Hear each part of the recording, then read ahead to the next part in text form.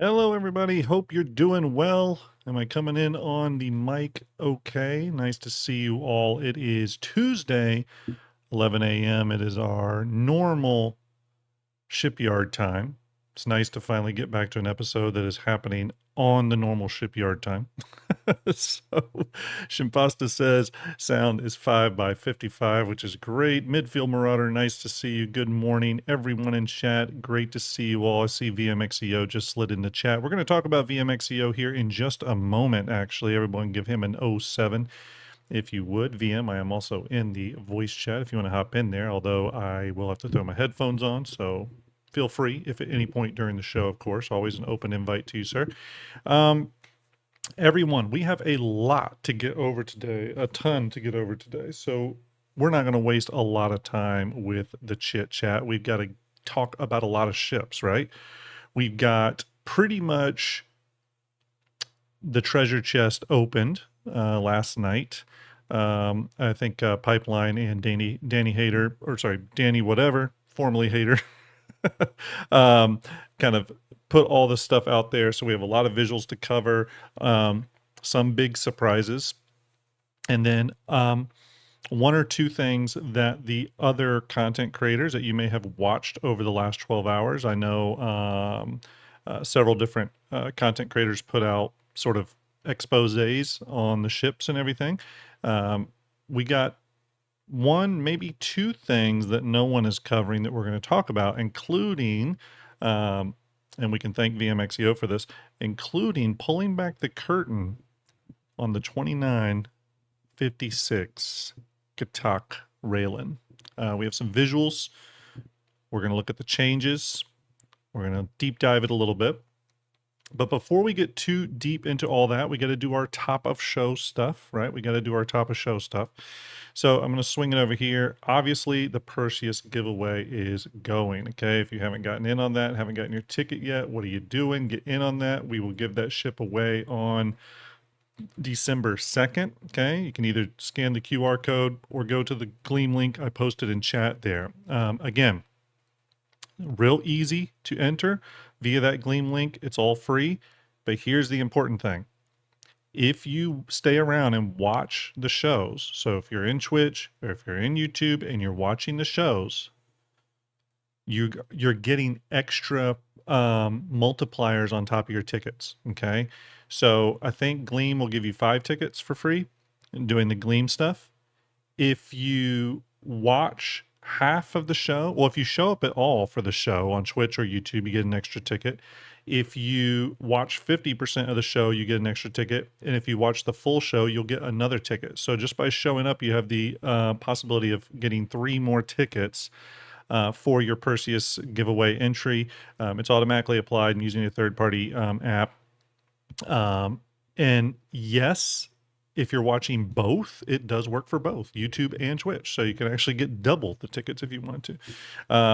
There was no way for me to prevent that, unfortunately, for those that may not like that. It's just how it is. So anyways, nice to see you on chat. I see a lot of hellos and a lot of 07s. So appreciate the support. Appreciate everyone showing up today.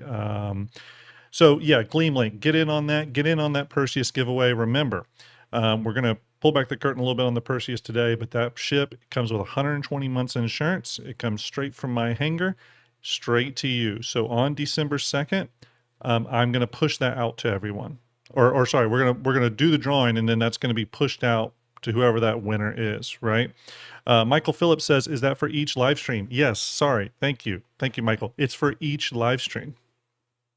Okay, it's for each live stream going through IAE. And if you look, where did I put it? Stand by, everyone. I had this. Where did it go? Oh, here it is. I got a lot of content coming. So if you look, there's going to be quite a bit of tickets you can get extra. Okay, we have our pre-show today. This was originally called the pre-show, by the way. I switched it to Ships Revealed because we got a bunch of new leaks. But on RSI Day, on November 20th, 6 p.m., we'll be doing a big 4.5-hour long stream, so you'll be able to get your Twitch drops, all covering the Perseus. We're going to do walkthroughs. We're going to have a giveaway. We're going to give away an RSI Salvation, on that day. And again, you can earn those extra Perseus giveaway tickets. Then we'll have a giveaway on, or sorry, we'll have a show on the 22nd for Drake Day, a show on the 24th, the 29th, and then we'll close out on December 2nd with a big 5-hour stream to close out IAE. We're going to give away the Perseus, all that kind of fun stuff. There may be some more surprises. There are other ship giveaways that are going to happen. Definitely a Salvation, definitely a Clipper. We'll be giving away each one of those ships. Okay, maybe more. We'll see. Okay, we'll see. But yes, you can earn those for each stream. Okay, so very easy to rack up extra Perseus tickets, and I wish you all luck. I do want to real quick say, everyone has been incredibly supportive through Patreon and the Ko-Fi link, or I call it Ko-Fi, Coffee link, raising money for a new GPU and other things like that. And I do appreciate it. I think that problem has been solved. But I do appreciate the continued support. That it really does mean a lot and helps me continue doing this. By the way, Gadget Beer, thank you for that subscription. Thank you for the follows, everyone. But I want to point the magnifying glass real quick before we get to the new ships. I want to get to one other thing real quick. It's important to me. I hope it's important to you all. How many of you in chat enjoy STARJUMP Fleet Viewer? Sound off if you're a STARJUMP Fleet Viewer fan. Okay. Let's see. Let's pop a few ships in here. Let me know in chat if you enjoy STARJUMP Fleet Viewer. If it's just something you are glad exists, gives you some happiness in your life, right? Let me know in chat. Okay. There we go. Come on, Star Runner. There we go. Okay, getting a lot of people say they love it. Okay. STARJUMP Fleet Viewer would not be possible without the team of people that make it. Okay. So I'm one of those people, obviously. I kind of came up with the idea originally and started work on it. And then I had to bring on people to help me complete it. Okay. One of those people was STARJUMP Starlet, or Starlet. Many of you have seen her in chat before. Without Starlet, the project would not even be a thing.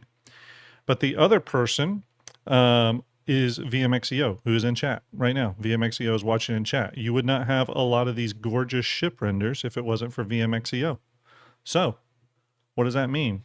It means I want to point the spotlight back to our good buddy VMXEO. He has a coffee link himself. I'm going to post it right in the chat. If you enjoy Fleet Viewer, if you enjoy what VMXEO does, he's got some really cool images down here that you can download for free, by the way, cutaways of ships and all kinds of cool stuff. If you enjoy what he does, go to that coffee link, give him a donation. He really does a lot of work. And if it wasn't for VMXEO, especially during events like IAE, you would not have Fleet Viewer. Okay, you would not have Fleet Viewer. He's critical to the project. So show him some support. Ryan C says VMXE is so handsome. He is. He's quite handsome. But throw him some support. His coffee link right down there in chat. Make sure you go to that. I just posted it again. Send him a donation. Get him a cup of coffee.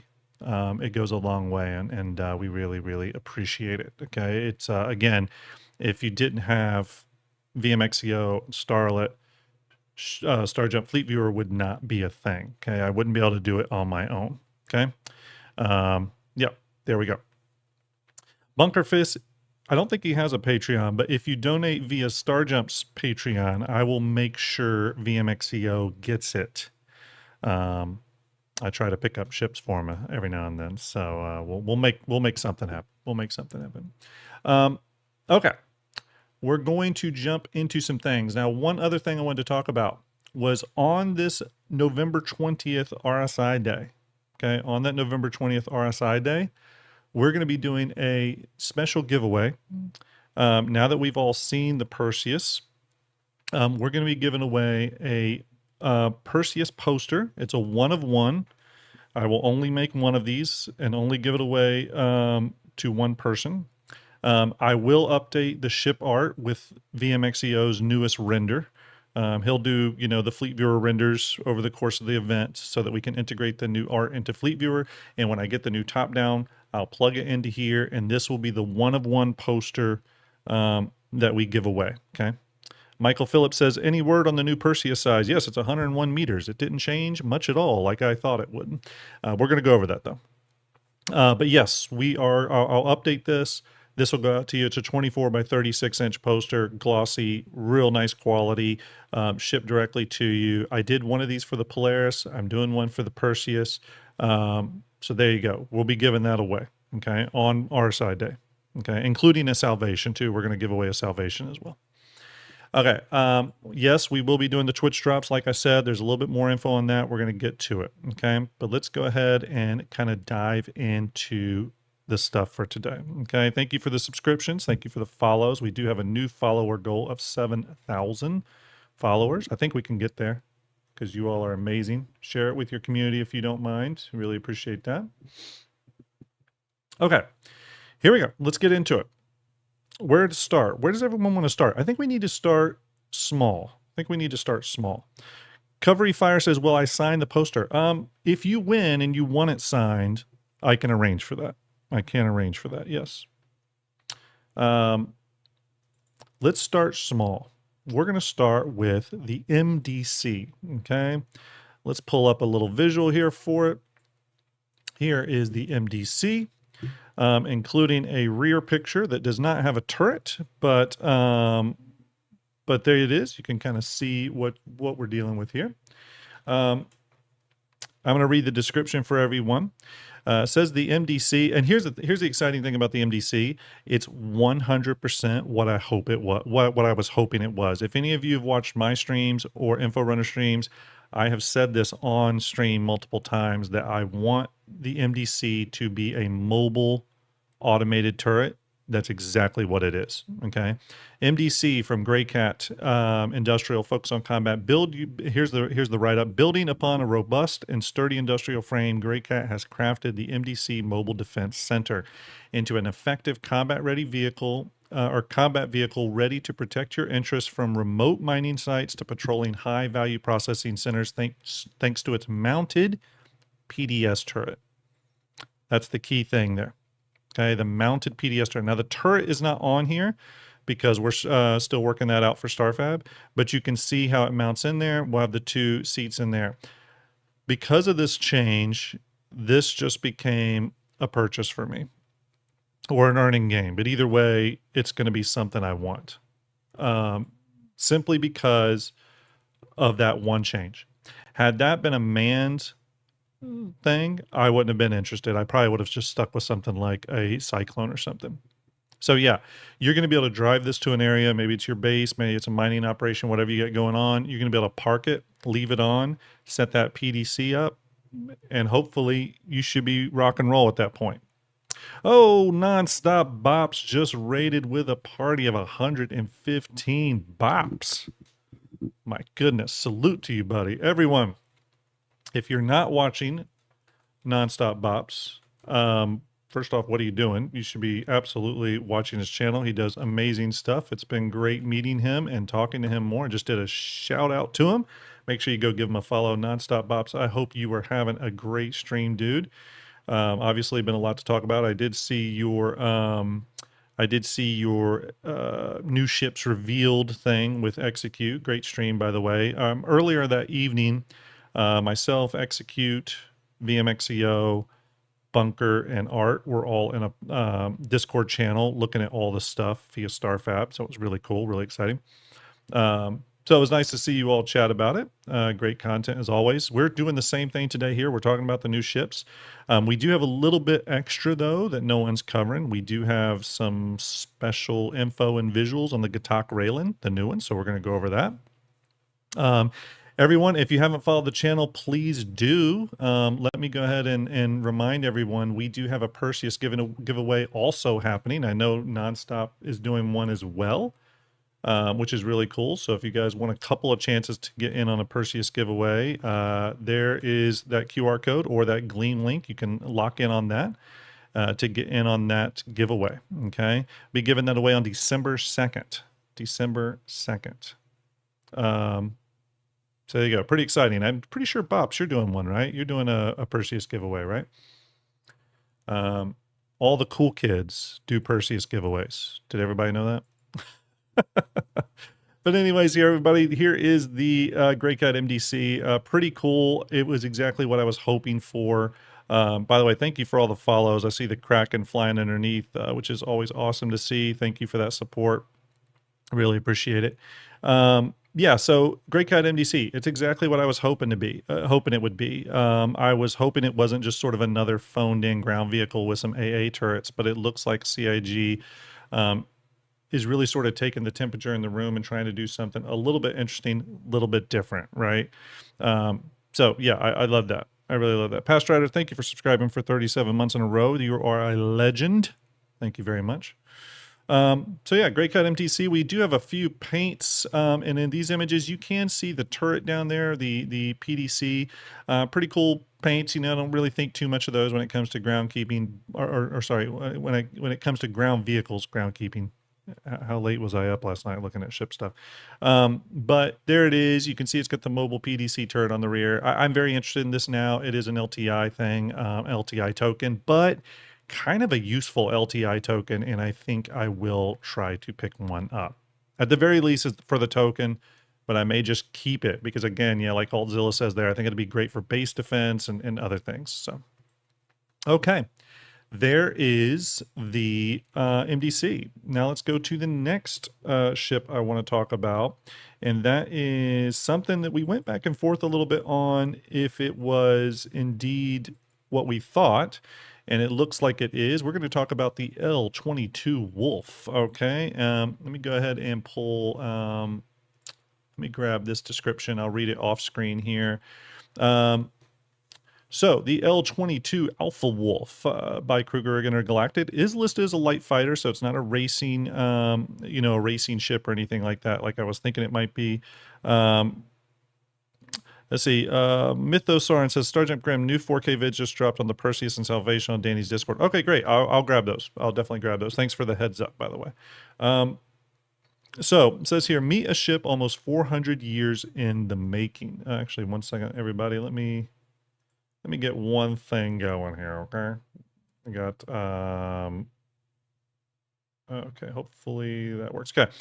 Meet a ship almost 400 years in the making and well worth the wait. Krueger Intergalactic is excited to present their first independently manufactured ship, the Wolf, combining speed, style, and impeccably precise design. The L-22 Alpha Wolf is not only a showcase for Krueger, but is battle-ready to hunt alone or in packs with a powerful array of armaments, including 2 bespoke size 4 laser repeaters.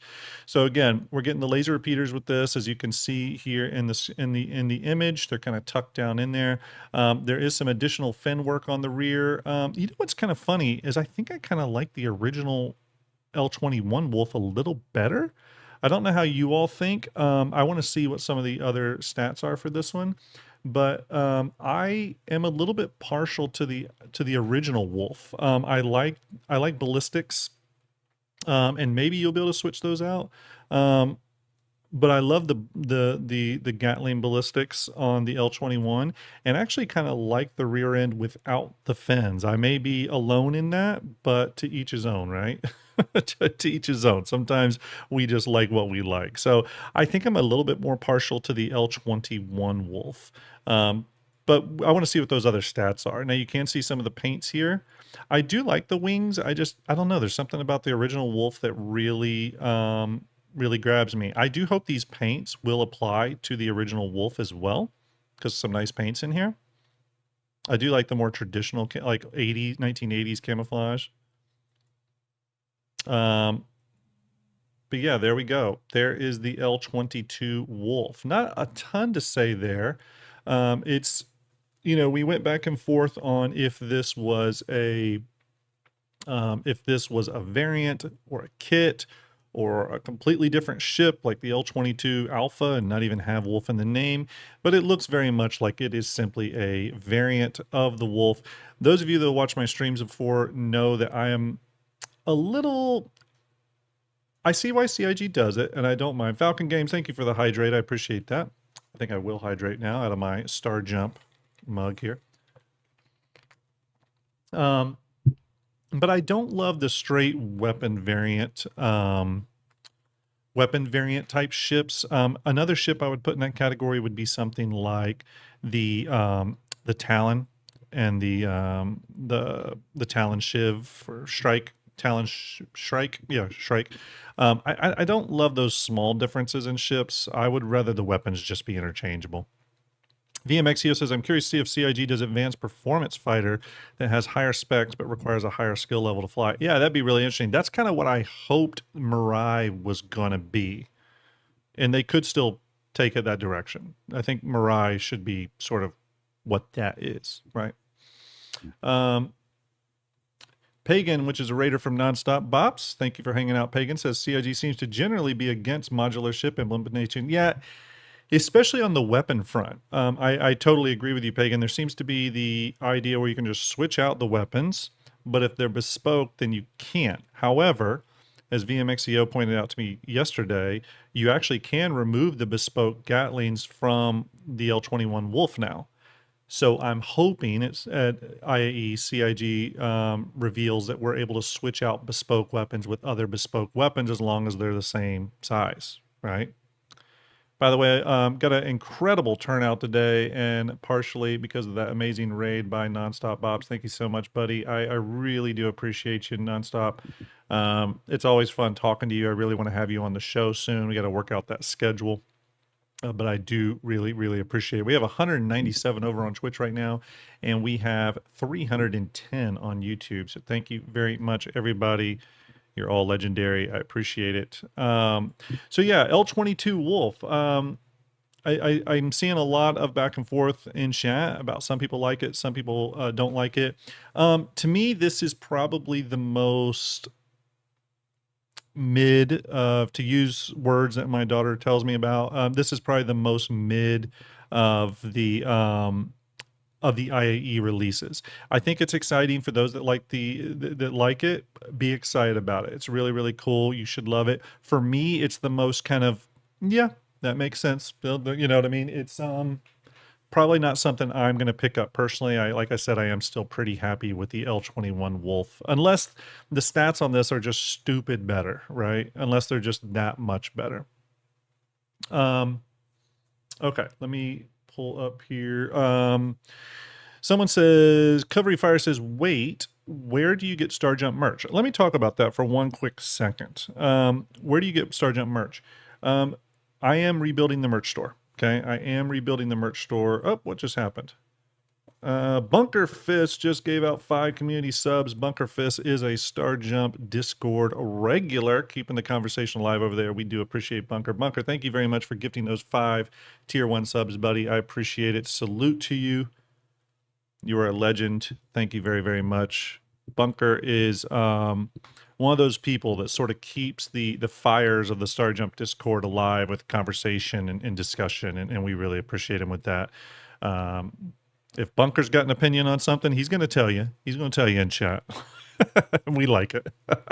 But yeah, the merch store is being rebuilt from the ground up. I'm using the same merch store pipeline that Texas Space Navy does because Mud Dog sent me a bunch of their stuff. It's really, really high quality, and I like it a lot, especially their mugs and stuff. There's going to be things like this hat. There's going to be like these steel tumblers, which are real cool. I got all kinds of stuff coming. Drink not included. But it is coming. It's just taking a little while, and I've been juggling a lot, so. Alan Carew says, "Ho man, all the IAE ships are ugly this year." Hey, that is definitely an opinion to have. Not a problem there. Some people are going to like them. Some people are not going to like them. We're going to go through a few more here. Okay, we're going to move on to the next ship. So that's the L22 Alpha. Okay, next ship we're going to talk about today. And we're going to kind of get through these because I'm going to circle back on some of these, right? We're going to circle back on some of these. The next one is a ship that we've talked about in the past. I did a stream on it probably like 6 months ago, showing what I think would be happening. And so I'm going to bring this up now. Bear with me. There's a video for this one. This is the Drake Golem Ox. Okay, and so what we're going to do is we're going to hit play on this, and I will read the description to you. Let's get that off there. Let me back up the video. Okay, it says here, the Drake Golem Ox, manufacturer Drake Interplanetary Focused Cargo. With the Golem Ox, Drake has transformed the dependable workhorse into the ideal cargo ship for hauling supplies and equipment. Made for pilots who prefer function over frills, the Ox doubles the capacity of the original with room for 64 SCU and features a tractor beam to make cargo transfers smooth as silk. So if any of you watched Trispone's video where he kind of modeled up the Golem Ox, one of the things he did was the side-by-side 32 SCU container version. I will fully admit I thought that was never going to happen. So big shout out to Trispone. Make sure you check out his channel. Trispone had modeled that up as a possibility, and turns out he was right. That's exactly what the Golem Ox is, which is really cool. I do own a Golem, and I really enjoy it, and I'll probably pick up this too. Again, I am a Drake fanatic. So Destroy says, StarJump Graham is the best for respecting our varied and diverse opinions. Yeah, look, here's the thing. I have my opinions. You all probably have your opinions. No one is always right. No one is always wrong. A lot of this stuff is subjective. You know what I mean? A lot of these ships are subjective. A lot of the reasons you play the game are subjective and unique to you. Some people play the game for one reason over another. Some people like certain ship manufacturers for one reason for another, you know, one reason or another, and that's totally okay. So I don't mind when people disagree with me. I do not mind when people have a different opinion of me. So but yes, Golem Ox, nothing too surprising here, but let me ask you, sometimes these small cargo ships, while they seem maybe not super exciting. Michael Phillips, yes, 64 SCU, Michael Phillips, yeah. And it does have a tractor beam, Rocket Man. So while these can sometimes seem not the most exciting thing in the world, you know, it's not like the Perseus or anything, or even the Clipper that's dropping. But when you think about it, remember, these ships are the workhorse of the verse, right? These are the ships that are going to be used the most. These are the ships that are going to be used in sort of your day-to-day operations. And judging it on that, one will go, well, is it useful? Is it designed in a way that will be useful for that type of gameplay? And I would say yes. It's simple. It's essentially Drake's answer to the MPUV. And I think we need more of those from different manufacturers. You can see, I'm going to pause it right under there, actually. You can see underneath here, we have the little magnetic, you know, the little maglock sort of things here. So this is going to be very similar, I think, to the raft, right? Which is nice because the raft, you're able to kind of mix and match the boxes and storage you can get in there. I think you're going to be able to do that with this. I love the layout of the cargo, essentially where cargo goes on this ship. It's sort of tucked up underneath there, very similar to the raft in that regard. I am curious to see how easy it is to get the cargo on and off. That'll be a little bit of a thing. But yeah, so we have the Golem, which is the minor version. We have a Golem now, the Golem Ox, that's a cargo version. I do think, and I'll bring it up here real quick. Let me navigate to it. I do think we're going to get more Golem variants, though. If I pull up these images here, back when they were concepting the Golem, you can see they were working on a lot of different variants. Okay, you can see an original cargo version here. You can see over here they were working with some sort of dual tank thing. Maybe this is a refueler.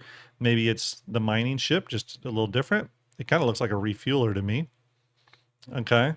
But they were working on a lot of different types of Golem variants. So maybe we will see more Golem variants. You know what I mean? Maybe we'll see more. Again, though, I like this. I think it possibly could be... I was originally thinking it would be a little cheaper than the base Golem, but now that it carries 64 SCU of cargo, I guess it could probably be more. What is What is the hull A carry for cargo? Can someone in chat help me? How many SCU does the hull A carry? Is it 64 as well? The hull A there is 64. Okay, so this is meant to compete with the hull A, right? And how much is the hull A? What's our war bond price of the hull A? Hull A holds 16 SCUs. Okay, 90. So I would think this would be the same price.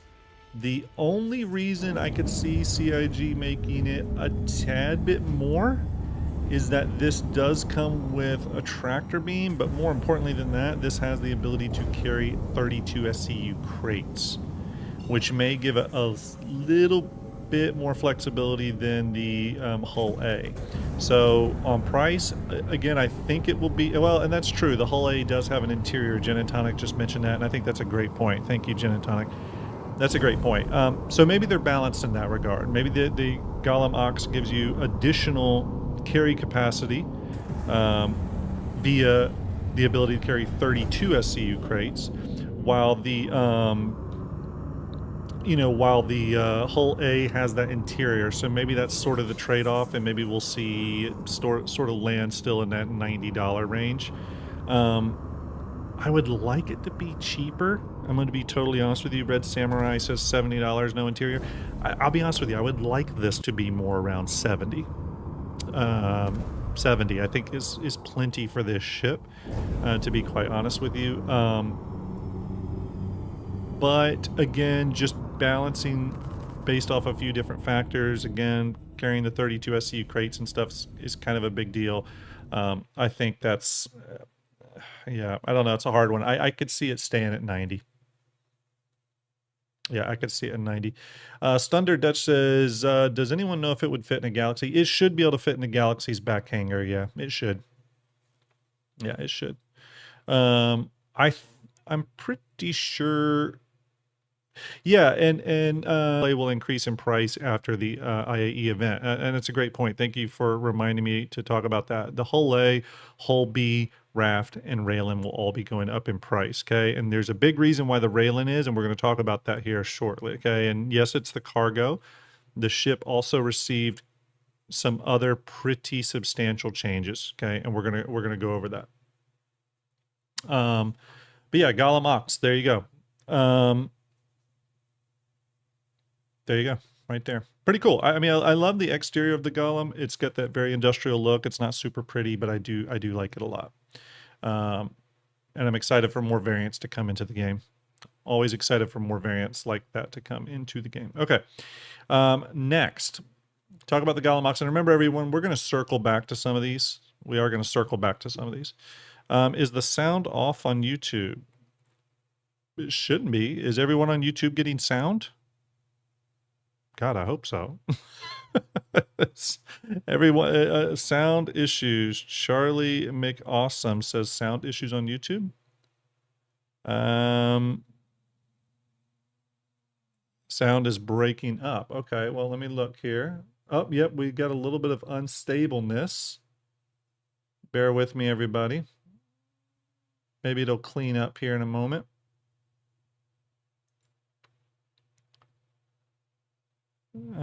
Some people are saying sound is good. I did get a little bit of an unstable warning. I don't know exactly what is causing that. I have a few ideas. Stand by, everybody. I'm just going to clean something up real quick here that may help. May help. Bear with me. Bear with me.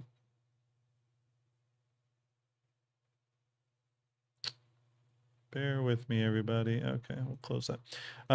Okay, 5x5, sound good. Okay, let's see if it catches up. I had a little bit of unstableness. It could be the weather, so apologies about that. But we do have a great turnout tonight, everybody, or today, and I really do appreciate that. Thank you for that support. We are on the cusp of becoming partner on Twitch, but Twitch is now, my analytics aren't updating, and I asked them about it. They don't seem to have any answers, so hopefully it catches up soon. but we have 224 watching on Twitch, which is absolutely incredible. Thank you for that. And on YouTube, we have, let's bring that back up. I'm reloading the site. On YouTube, we have 385 watching. Oh my God. Thank you very, very much, everyone. I appreciate that. You are all legendary and lovely people. I do appreciate it. Again, if you want to support STARJUMP and what we do, feel free to go over to Patreon. If you want, just try to put that link into chat. I also have my own coffee link. If you want to do a one-time donation to support STARJUMP and its efforts, there is my link as well. Okay. Here we go. We're going to continue on. The next ship we're going to talk about is one that everyone has been hearing a lot about, and that is the RSI Salvation. We know we do have a video for this, a new video. I'm going to bring it up. Bear with me. Let's see here. Let me bring up the website. Hold up a minute, everybody. Okay. Danny Whatever has posted videos, so we're going to show that video. I think that'll be the best way to do this. Okay, here we go. We'll play this, and it's 2 minutes and 20 seconds here, and we'll do a description talk on the Salvation, okay? And that seems to always open on that screen. I'm not sure why. Let's start the video over. Okay. The Salvation from Robert Space Industries. Focus on salvage. For centuries, Robert Space Industries has prided itself on crafting vehicles that not only meet the pilot's needs, but exceeds expectations. While the RSI Salvation may seem like a simple salvaging craft at first glance, every detail from the salvaging arm, the onboard processing plant, to the convenient external storage has been refined and optimized to make even an amateur feel like an expert. Okay, so the interesting thing here with the Salvation is we are seeing, in my opinion, we're seeing the start of in sort of our first introduction to RSI's industrial design language with this ship, which is nice to see. There's some ships out there that we need to get from RSI that are still in the concept phase that will utilize that design language, okay? The Arastra is one of those. And then, of course, the Orion. With the Orion being a slightly different beast in that it's the RSI industrial language, but on a scale we've never seen. You know, it truly is massive. We can talk a little bit about the Orion scale if we need to, but you can see here the ship is got the RSI flare. I'm going to back it up for a minute. You can see, let me go, where was it? Around here. Here we go. Yeah, it's definitely got the RSI vibe. You can see sort of the X strut structure there, and that structure is very reminiscent on other ships such as the Arastra, and so that must be part of that industrial sort of design language, and I really like where they're going with it. I'll just hit play a little bit more. You can see I originally thought this internal tank here was the storage, and maybe it is. So the question is, can that be removed? I hope it can be, because I would like it to be pulled up into the Galaxy's underneath door that opens up. Wobble Miso says, StarJumpGram, Graham, whose video is that? This is Danny Whatever. Danny Whatever's video. Thank you for those subscribes, everyone on YouTube. Appreciate that. We got 407 watching on YouTube, which is incredible, and 225 watching on Twitch. So yeah, I mean, you can clearly see what's going on here with the Salvation from a design standpoint. I do really dig it. It's a little bit more aggressive than the original concepts they shared. And they did that through these, like, just through some of the greeble work here. I like this structure here on the outside front that kind of goes forward. I think we'll see a little bit of that make an appearance on the Arastra as well. As a matter of fact, it's got a little bit of that on the side. But yeah, I really dig this so far. Salvage is one of the gameplay loops that is a primary for me. I do really enjoy it. So this is a ship I'll be looking at. I think the key thing here with this ship is, does it fill a role that I don't have already covered by the Vulture? Now, we think it does, right? Jay Scott, thank you for that subscription, buddy. Appreciate that support. I think this ship will focus primarily on the powder, that powder you know, the powder, what do you call that? The salvage resource. It's like powder, scraps, and what's the other one? Does anyone remember? I forget. J. Scott, you came from Photog and Spooner streams. Awesome. Well, appreciate you stopping by. Really, really do appreciate that. Yeah, I forget what it is. Chat, construction material. Thank you, Wolf. Thank you. So the construction material comes in sort of 3 sizes now. There's chunks, scraps, rubble. Is it rubble? Maybe it's rubble. Scraps, rubble, and then the smallest one is powder. I need to find that video again and look at that. But I think this is going to focus on the powder. So I'm really interested to see how this sort of fits into the overall salvage gameplay loop when you already own ships like the Vulture, right, or the Fortune, right? So yeah, I kind of want to see where this sits, where it plays, what role does it have to play in that larger gameplay loop. Okay. Let's go ahead. I'm going to close this for a minute. I want to go to just the images here so we can kind of focus on them for a minute. Yeah, I think the design language is great. I do agree that it doesn't look like it should fly, but I think that's what's kind of cool about it. I love some of these structure elements they got here on the side. It does feel industrial, but still feels high design like RSI. Cockpit's kind of interesting. I guess it's single seat. I was kind of curious where and how you get in, but I'm not sure. We'll have to see when they release. Did they show that in the video actually? Was I not paying attention? I probably wasn't even paying attention. Let's see on the video here. Let's see them get into it. Okay, here we go. Okay. Okay, so it opens up on the front and the seat comes down. Okay, cool. So no interior then. And VMXCO had sort of said the same to me. Okay, cool. So no interior. Obviously, the interior is probably going to be mostly held up by storage of the cargo, which I believe you can see here. There's sort of this cutaway underneath that goes back for external storage of that RMC that you'll get through salvaging. I like the landing gears for a ship this scale. Really, really cool. You know, this makes me think to the Aurora as well. You know, we're getting that Aurora rework, and I know there's only so much they can do because they don't want to alienate current owners, people that do love the Aurora.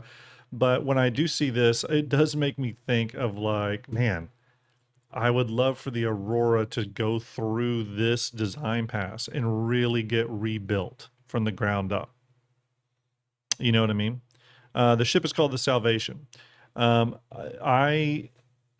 Yeah, I just love a lot of the design elements of this. I would love to see them apply this to the Aurora. Actually, how many Aurora owners do we have? And how many of you would really like to see the Aurora completely redone?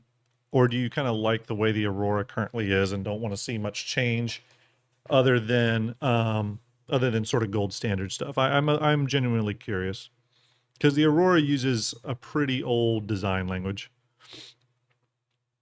Yes, this ship is about Pisces sized, bingo. So it's about C8 Pisces size, so very, very small, except for instead of where the Pisces internals are, this is going to have storage and stuff. Genetonic says, want the Aurora to spread its wings. Well, that's a VMXCO special there. VMXCO says, keep the Aurora, but do a Mark II. I kind of agree with that. I think that's probably the best way to handle it. But I will say that I do think a Mark II Aurora is needed. And honestly, it makes sense for RSI to do something like that. You know what I mean? We do have the Zeus Mark II, so yeah, makes sense. Couple more images I wanted to share here. They do have some paints. These are really small, but yeah, it's pretty cool. Attention. That one doesn't do a lot for me. This one's kind of interesting. I love the color scheme going on here and how it accentuates the sort of the X support structures here on the hull of the ship. I think that's kind of cool. This one to me is reminiscent or very much a pull from the Zeus CL, which I think is awesome. This will definitely be a purchase paint for me if I end up getting a Salvation. VMXEO says, I have design thoughts on a ship in between the Aurora and the Zeus, maybe a future kit bash. Yeah, that would be really cool. I mean, again, I personally think RSI needs it. I don't personally think that the Aurora is the best starter ship implementation wise, or not implementation wise, design wise. It's implemented fine, but design wise, the Aurora's got some issues that even with a gold standard pass on it, I still don't think it makes the best starter ship in my opinion. Real quick, everyone, I'm just bringing something up. Bear with me. Okay. So yeah, I really like this paint job. If I get a Salvation, I'll purchase this one. Yeah, very cool. Again, I like that the paint jobs are sort of accentuating this X support structure here. Yeah, it's really neat. It does make me think a lot about the Salvation, or sorry, the Arastra. We might pull up the Arastra here in a second. It's a pretty cool paint there too, highly metallic.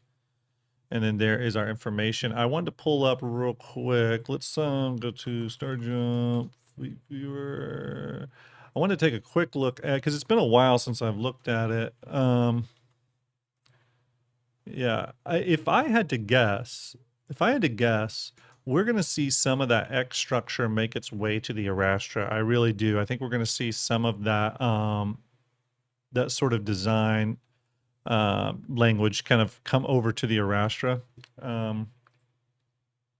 Stand by, everyone. I'm just copying some questions here. I do have a couple questions here. Crimson Hawk says, with the Gak Railin leak, I think we'll get it this IAE. No, definitely not. I don't think it's this IAE, and we'll go into that. Yeah, no, it's not coming out IAE, but it is coming out next year, and we're pretty confirmed on that, and I'll explain why. Giuseppe says, I had forgotten about the question tag. Okay, any news on whom controls the torps for the Perseus? Saw in leaks that there is a torp station. Yeah, it doesn't look like the pilot controls them. It looks like they're controlled from a torps station. Yeah. Arcroft says, imagine the Salvation could attach to the Zeus. Let's dream. Yeah, I mean, it's possible. It's very possible.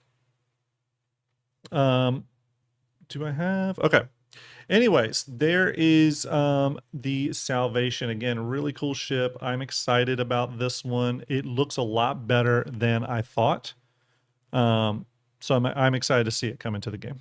The price point for this one, I think it's going to be, I'm thinking 90. I'm thinking 90 for this one. What do you all think? No interior, salvage focused. What do you all think? And I'm thinking $90. $90. Okay, everyone, bear with me. I'm copying another question.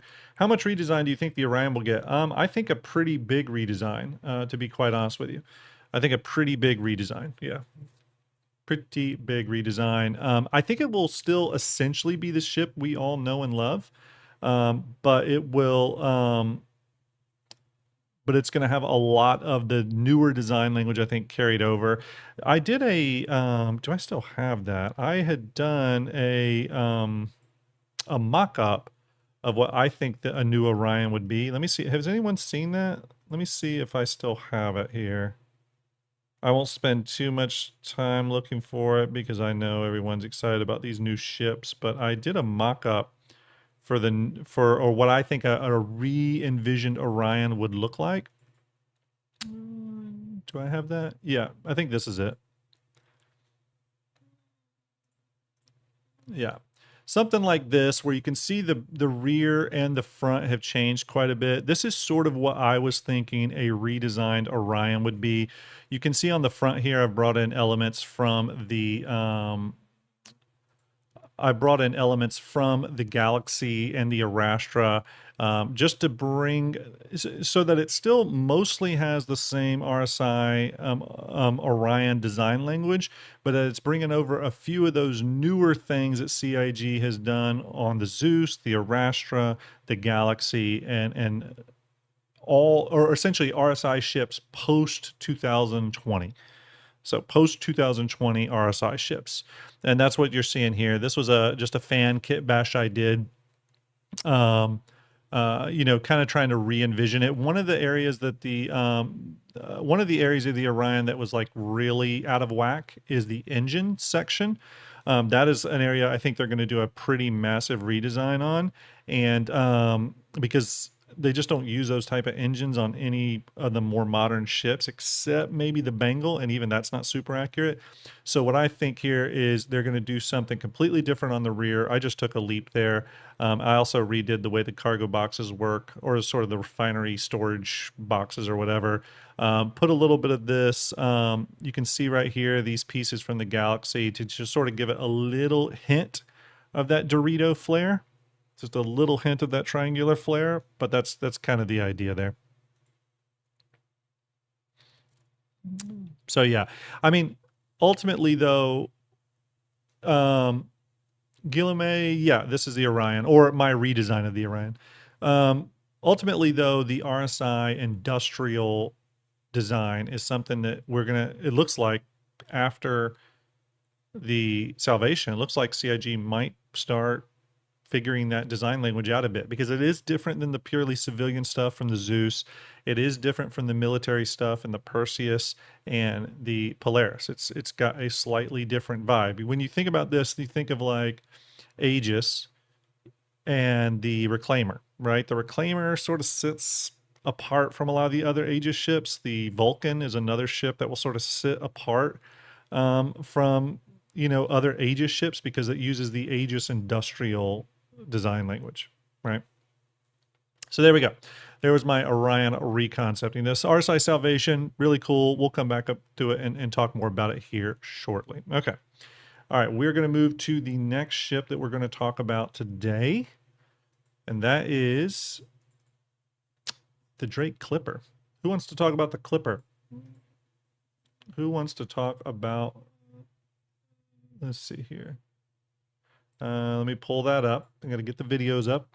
I didn't know Danny was releasing videos today, so I'm not prepared, but I'm on them. I'm on them.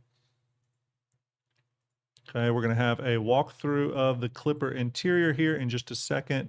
But before we do that, I want to pull up a couple images. Here is the first look at the Drake Clipper. Okay, now if you remember, this was a silhouette ship from back in the day that we saw from not last CitizenCon, but the CitizenCon before that. This was the original image that CIG released. There has been some significant changes from this. This is the ship we're now seeing, and it is surprising to say the least. I don't know how everyone else felt upon first seeing it. I think this was the ship I was most excited for, and I also think it was the biggest surprise. I thought the wings were going to fold out and stay vertical, so that right away is kind of a big change. The fact that they're horizontal makes this sort of look like, in some ways, from this particular image, it sort of looks like the Drake Reliant. Obviously, the Reliant can rotate, you know, where its wings are vertical, but it does kind of look like the Drake Reliant here. It's very different. It's using the sort of the design ethos from the Corsair, which, like I said, is a departure. It is a departure.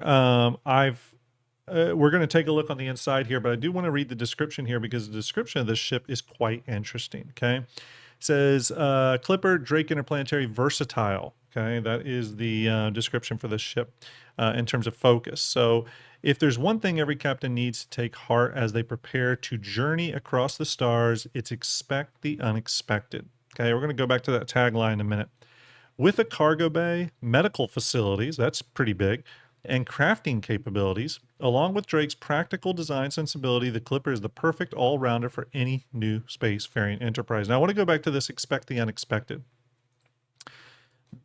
When you consider that this ship has crafting and medical, you're now talking about a ship that can go the distance. It's, in some ways, it's a mini Carrack, right? It's like a little mini Carrack. Now, I agree with you. It is Interesting looking. In some ways, I do think it's an ugly ship. I really do. But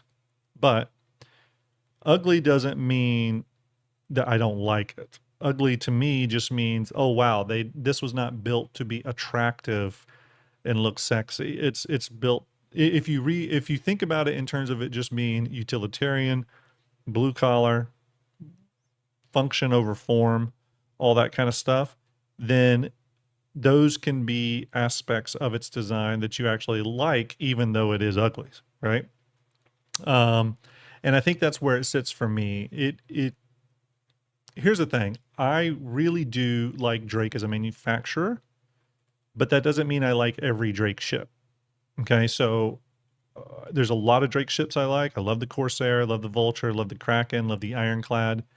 But there's ships I'm meh on. I don't love the Buccaneer. The look of the Buccaneer, I would change the fuselage cockpit area. I'm not a big fan of the Herald. I'm not a big fan of the Caterpillar, to be quite honest with you. So there are Drake ships I do not like. Okay, I don't like some of the. I do like the Cutlass a lot. I don't like the Cutlass Steel. So there's Drake ships I do not like. But I'll be honest with you, this one falls in the category of I do like it. Okay, and I'll say one other thing is that I love the synergy. I've talked a little bit about this before. I love the synergy that these ships with foldable wings will have with the Kraken. So ships like this, the Corsair, etc. You're going to be able to land them on the deck of the Kraken. Their wings fold vertical, so you still have plenty of room to get a lot of these on the deck of the Kraken. Again, I just love that. It's kind of it's not really an issue or really something I think CIG is purposely trying to do, but it does make sense if you have a big carrier like this that you would make ships that can go on it that have foldable wings that allow you to sort of maximize your space on the deck, right? Additional image here of the rear, obviously in typical Drake fashion, it's got big, massive engines, two big rear ones here, another big one off to the side, and then two small ones. So very asymmetrical in its engine layout, but I do like it. Distroy says, STARJUMP, like the cat. You know, I like what the cat wants to be, but the cat does need work. Cat does need work. Thomas says, do you have any thoughts on the updated pledge store description for the Reclaimer, which no longer mentions the onboard refinery? Oh, Thomas, I didn't see that, but that is something I'm going to have to check on because I'm a big Reclaimer fan. Yeah, I'm going to have to look at that. So that was a purposeful change they made. Interesting. Zarek says, Clipper has wings straight out. Perhaps having them in a V shape, 30 degrees would look better. Yeah, maybe. You know, it's possible, but that's not what it does. So, you know, we just kind of have to go with what it does. It possibly would look better. It's a little hard to tell. It might could kit bash something. Aiden says, question, could the Drake Clipper probably fit inside the Ironclad? It would fit from everything but a vertical standpoint. I don't think it would fit vertically. It might fit with the wings down, though, if you can land it with the wings down. Let's take a look at the interior here. We're gonna watch this video. These videos are always taken in like the worst possible lighting. Looks like we're coming up there in the center elevator. So there's a center elevator, very dark inside. We've got looks to be, is that a bed? Yeah, I think that's the bed area. Oh no, it's a hot surface. It says so. That's is that the crafting station or is that like? Let's see here. What else do we have? Personal storage, digital medical assistant. So there's the medical area in the ship. Very utilitarian. Gives you a little bit of an idea on what the Kraken is going to have from a medical standpoint. Place to put medical gel. So you can see they're starting to figure out the Drake medical design language. Engineering, cool as hell. I mean, man, I hope that gives us an idea on what the Kraken's interior is going to be. I love that little bit of heat vibrating off the engines. That's so cool. Toxic Nomad says this is not the full tour. Okay. So we go downstairs here. This is multi-level. On the bottom floor here, we have a small cargo area and the back ramp. So it does have a back ramp. Okay. I thought it might. It's such a weird little ship, isn't it? Such a weird little ship. Okay, that's the front. So it has a front-facing ramp. Okay, so it does have a front-facing ramp. This is the first time I've seen this video, by the way. First time. Okay, so when you come in, you're going to be greeted with a small cargo area, which I think is great. You'll have this stairway here, or the ladder to get up to the second level, which will be engineering, some component access, and then the medical suite. And then this room back here is this crafting? Is that the crafting table? I think it is. Man, the video's so damn dark. And then we go up to the third level here where we have the cockpit. I'm so excited to check this ship out. Here's the thing. Some of you may not like it. Some of you may love it. Here's one thing I think is a positive, though, on whether you like it or don't like it.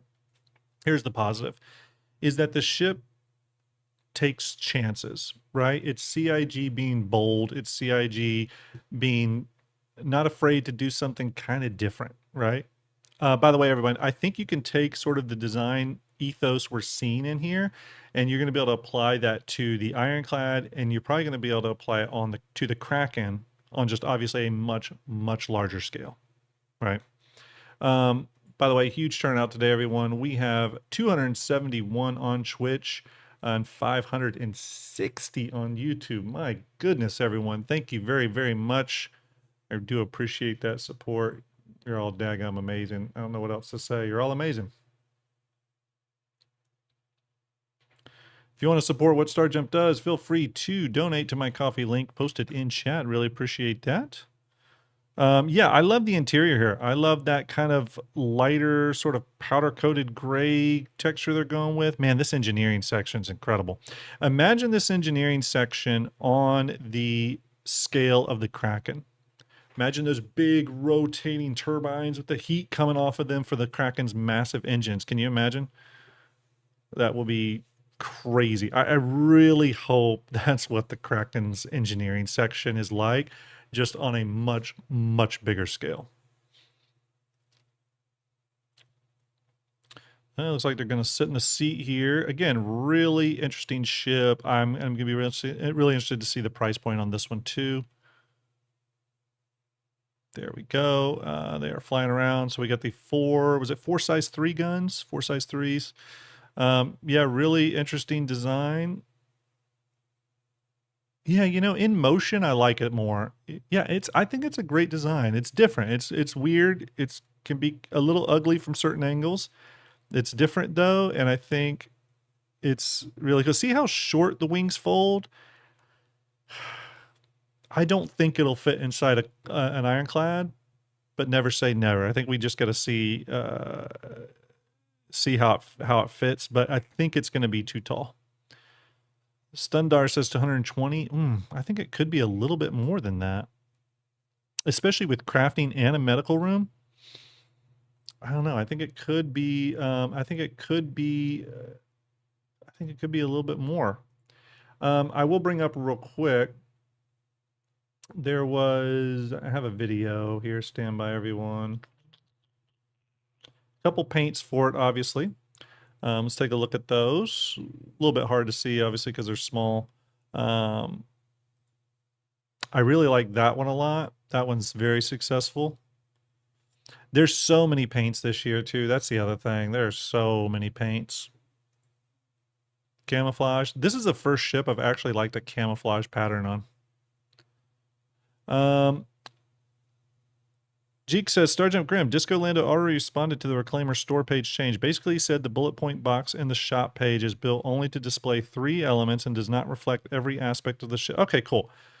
So it does mention onboard refinery. Okay, that's good, because I did not want the ship to lose that. But yeah, this is one of the first ships that I think the camouflage pattern looks good. I usually don't like those. I like some of the paints here. That's a cool one. That's really nice too. Again, one of the nice things about Drake is a lot of the greeble work is able to break up some of these paints and make some of the weirder paint color combinations work really well.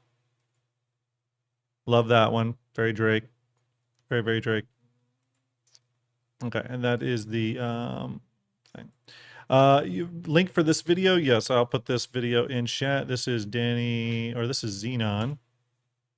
But yeah, there we go. Drake interior. Again, right here, you're getting the medical suite, which again, I really like. It's maybe a bit too dark. I personally, I think I would want just a little bit more light in here. I guess if I have to come up with a criticism. So Rex says, question, do you think with engineering on its way that CIG is not reconsidering solo type general ships? I think this is why I'm excited for any ship coming out post engineering, is that I think those ships are going to be built more around engineering, right? And I think that's exciting. So yeah, I really dig this. There's a medical room again. We're just kind of scoping these out. Medical gel dispenser area, which is nice to see. Again, we haven't seen that in anything other than the Apollo and the landing zones. Again, this area here of the engine and just the heat coming off that, you can actually see the heat vibrating off of it. My God, can you imagine that being like 2 stories tall and being in the back of a Kraken?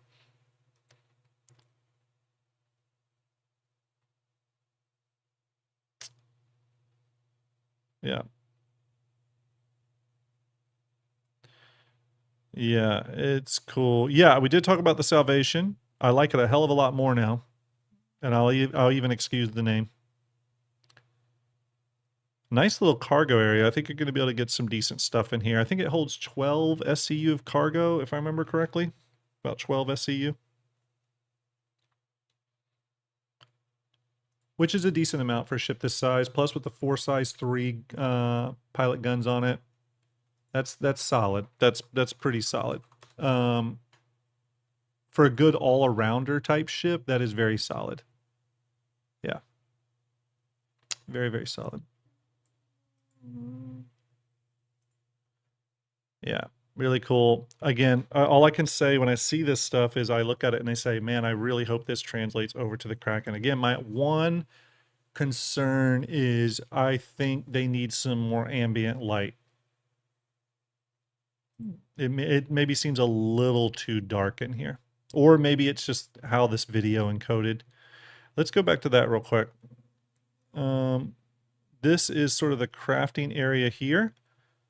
Again, it says hot surface, so I assume this is where things get crafted. I wonder if there's a door that closes, and then those things are crafted, door opens, and then we see what we have.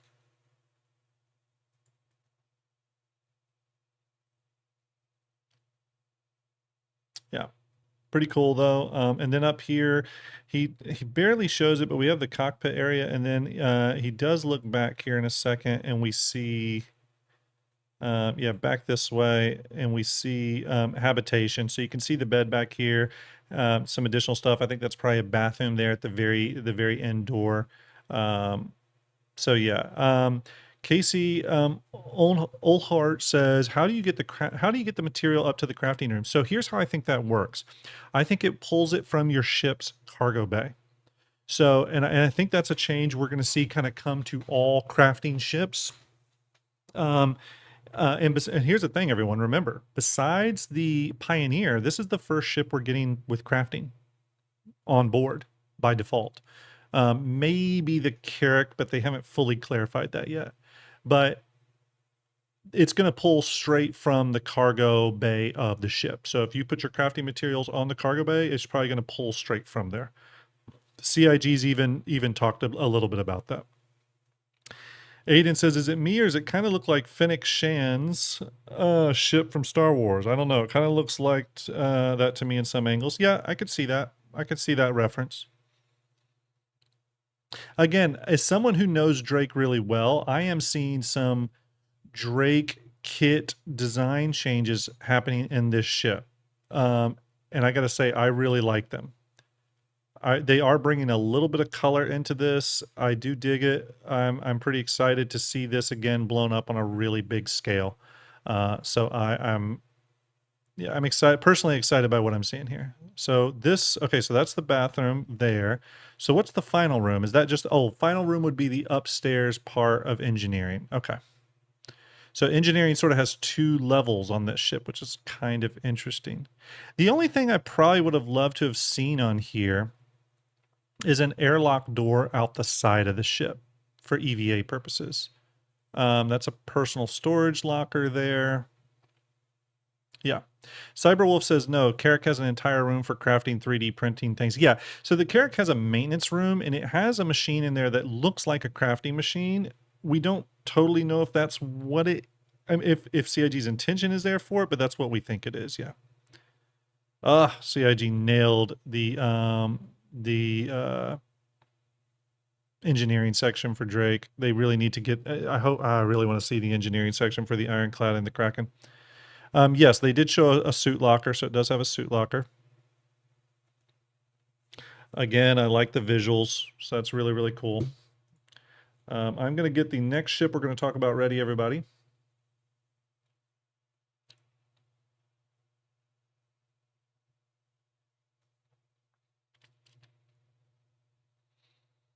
Yeah, I do dig it. What do you all think about the Clipper? I know it's pretty, this is going to be, to me, the ship that people either love or they absolutely hate it. This is going to be one of those ships. Michael Phillips says, first floor is ramp and cargo. Second floor is crafting and medical. Third floor is cockpit, hab, and more engineering. Yeah, exactly. Although it does look like on the second floor, there's a little bit of engineering as well, Michael. Yeah. Yeah, very cool. Like I said, I like what they're doing here. I am excited by what we're seeing. It's very different, but I think Drake has the personality as a manufacturer to do things that are kind of different like that. You know what I mean? Real quick, everyone. Before I get too far, we're going to talk about two more ships. We're going to talk about the Perseus, and we're going to talk about the Railen. But before I get too far, I want to remind everybody on a couple of things. Please do not forget to visit my coffee link or the STARJUMP Patreon if you want to support STARJUMP. I also would like everyone to take a moment, go to VMXEO's coffee link, posted right there in chat. Give the boy some support. If you like STARJUMP Fleet Viewer, right? Let me put that here. If you like STARJUMP Fleet Viewer, then make sure you go give VMXEO some support, because without him, things like STARJUMP Fleet Viewer would not be possible. Okay, absolutely would not be possible. Do I not have a shout out for that? Let's see. So yeah, make sure you go give VMXEO a little bit of support there.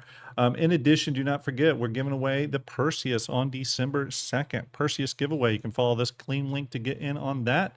Do I not have it up here anymore? Did I close it? Oh yeah, there we go. There's a QR code. You can get in on that. Now, one other thing. On RSI Day, so November 20th, we're going to be doing a very long stream, and we're going to do Twitch drops, the whole thing. We're also going to be giving a 1-of-1 Perseus poster away. You can see that right here. This is a physical poster, 24 by 36 inches. It's going to have the updated Perseus artwork on it. This is just a placeholder, but we're going to be giving away one of these as well. So if you're interested, make sure you show up for that episode. Okay, going to be a lot of fun. Okay, let's go to our next ship. Okay, Clipper. I love it. I hope you all love it. It's exciting to see. Let's go and let's talk about the big bad boy. Let's talk about the RSI Perseus. It's time to talk about it.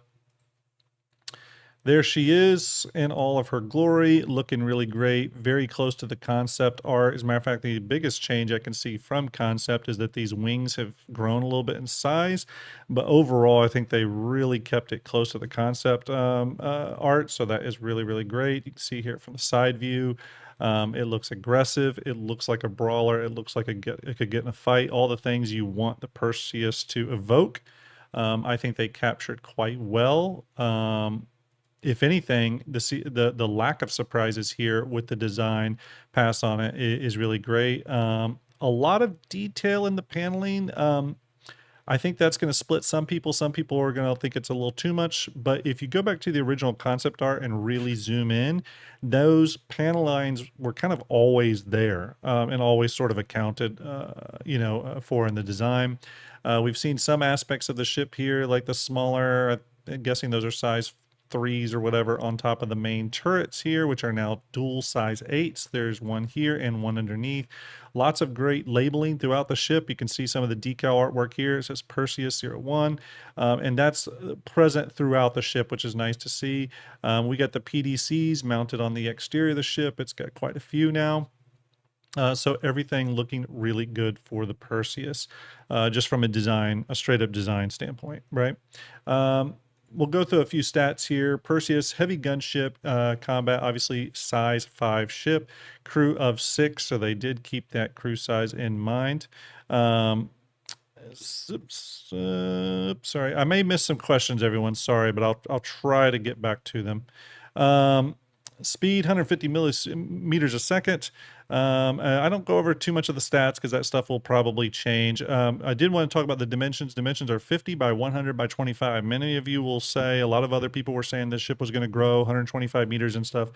I never thought it was going to grow. If you remember my previous streams, I thought it would stay around 100 meters, maybe grow 5 meters or so. But I thought for the most part, it was going to stay where it stays because it was, again, built to metric, right? So that's where it's landed. It's still at 100 meters. So it's about 10, 15 meters shorter than a hammerhead, okay? To give you a little bit of, additional sort of context for it. Now, there was a bit of news here on the pilot control weapons here. It says the Perseus pilot can fire the torpedoes, but if controlled by the torpedo terminal, there is a remote camera turret in front of the turret as marked. Okay, so there's a front camera here. So essentially,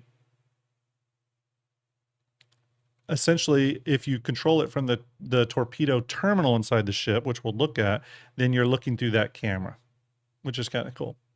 So there you go. It says here, essentially the same functionality as the camera on the Polaris, allowing you to lock in any direction it can see. So my big thing with this, the Idris can fire its size 10 laser beam weapon via the pilot. I'm starting to think the Polaris needs to be able to fire its torpedoes via the pilot. Originally, I did not want it to. But oops, I didn't mean to close that. Let's go through some paints here, and then we'll take a look at some of the videos. Nope, stand by. Let me go back to the paints. Here we go. We're gonna look at some of the paints here.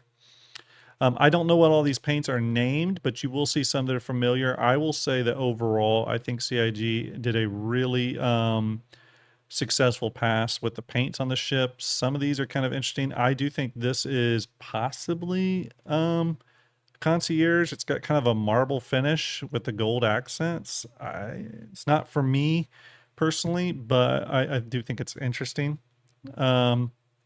Digital camouflage painting, or digital camouflage livery, not a painting.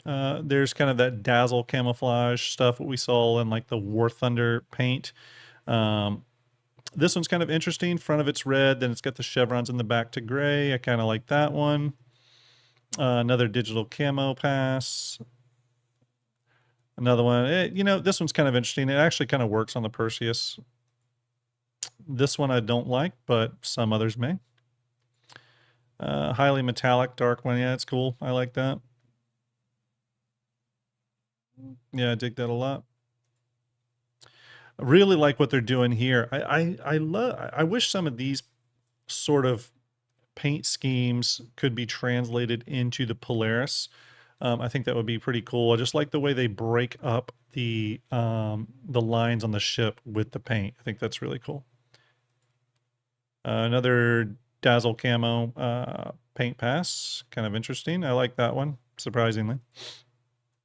I dig this one a lot. I love the contrasting color or complementary color accents here. I think that's really cool. A lot of paints for this thing, everybody. If you're one of those people that likes to collect all the paints, it's going to be an expensive IAE. Thank you for those subscriptions, everyone. Really appreciate it. Yeah, so there we go. Quite a few. I think one of these could be the War Thunder paint. I'm not sure. I did see an image of it. Where did I see that image? Let me go back. I thought I saw an image of it. Oh, here, right here. I think that's the Thundercloud paint. So that original Pledge paint, I think that's it right there. So for those of you that want that paint right there, I think that the only way to get that is to have that original pledge paint purchased for it. Okay. Okay, we're going to watch some videos now. The first one we're going to do is the Perseus in flight. Okay, we're going to watch the Perseus in flight. Here we go. I have not seen these yet either. Okay, I'm not going to see these yet either. This is one of those ships where we're sitting back and over the bridge looking out. This is an amazing view. It's very much like the Idris, right, where we're seeing out across the deck. Gentok says, question, do you think the turrets would look better if the mounting point for the weapons had been moved back so there was so much barrel sticking out? I think it's just subjective. I'm fine where it's at, but I see your point. I can see why some people would probably want them to be a little further back. But I love these epic views of the ship. There's only one ship that I think is going to be better than this type of view, better than the Idris, better than the Perseus. And that's the Kraken, because the Kraken, you're going to be looking out over a flight deck and you can see active flight operations. I think that'll probably be slightly more epic. But there you go. Perseus in flight. Looks great. Engines look great. I actually thought they were going to sort of cut and paste the Polaris's engines a bit more, but they kind of went with the original engines on the Perseus. These engines are also shared by the Arastra, So Arastra just being a little bit bigger. The Arastra is about 124, 126 meters long.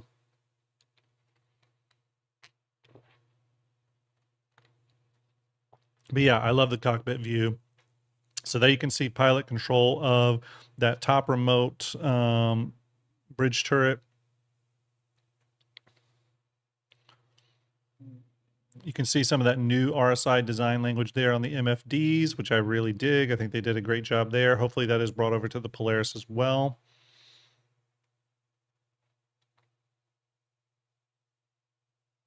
I wish they would have circled the camera more around the ship, but it is what it is. You have to deal with the video you get. Dillman says, question, what do you think of the Perseus engineering room? I think it's okay. I think it could have been better. That's one of my criticisms of the Perseus, is the engineering room seems a little... it seems a little underdeveloped. You know, some people complain about the Polaris's, you know, decal work inside, which is pretty lackluster compared to the Perseus. But one place I think the Polaris just was incredible was the engineering room, and vastly superior to the Perseus's engineering room. But we'll get to that. So there we go.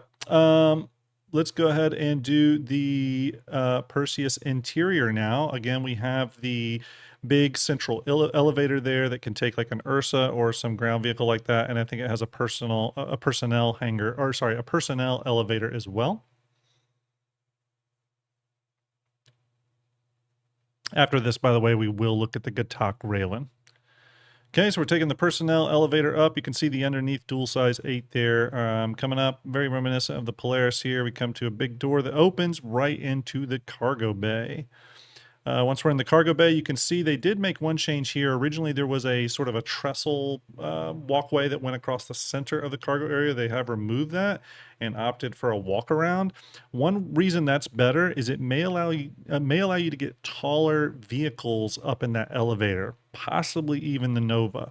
So some of those taller vehicles we may be able to fit in now.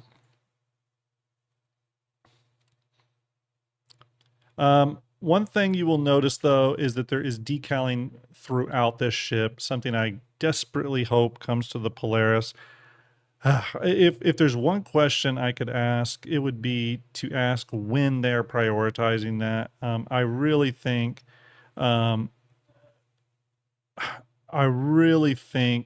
that CIG should circle back to the Polaris sooner rather than later. The Polaris is still a high watermark ship in this game. It's a standout. I still think it's probably one of the best looking ships on the exterior, and they really just need to do some pretty minor things to make the interior glow to the level of the Perseus. All right, walking through here again, there's another area where you can kind of see You can see the decal work going on here. I mean, look at all the decal work here. Stuff on the floor saying the ladder's through here. Door says ladder. Ladder shaft entry right over here. Here has a description of access from the lower deck. I mean, again, they almost went crazy with the decal work here, but it's so successful because of it. It feels a lot more real.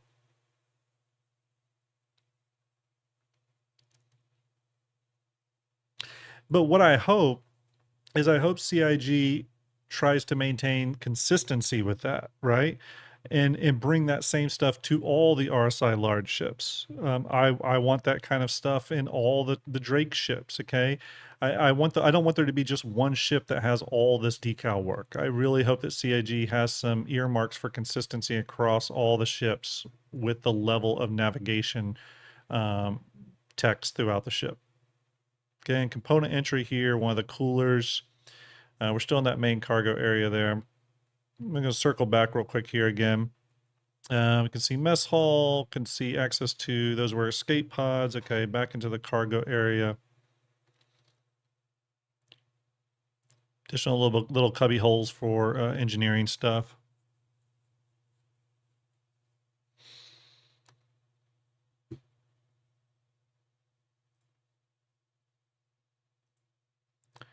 One of the power plants, kind of interesting location. My issue with the engineering section here is it feels like they just sort of spread stuff around the Perseus instead of having this one big engineering area that is okay. So here you can see another engineering terminal. Now this is where sort of overlooking where the torpedoes are stored. So you can see the one engineering terminal here. On the other side, we have torpedo console. So when the pilot's not controlling, I guess the torpedoes will be fired from this torpedo console, right? You can see that here. You can see the torpedo storage down there. We'll get to torpedo loading in a minute.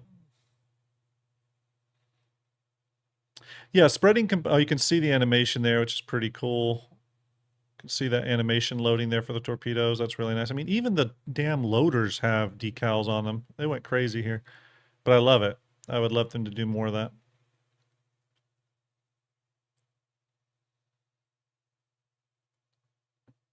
Okay, so engineering control and again, torpedo control. Moving forward here, additional components. Looks like shields. And then this is the main, so it's going to be batteries. And then that is the turret seat for the main dual size 8 on the top of the ship. Going back through the cargo area here, they'll go back. We're still on the main deck. Go back to escape pods, service elevator, engineering. So this is my issue with engineering.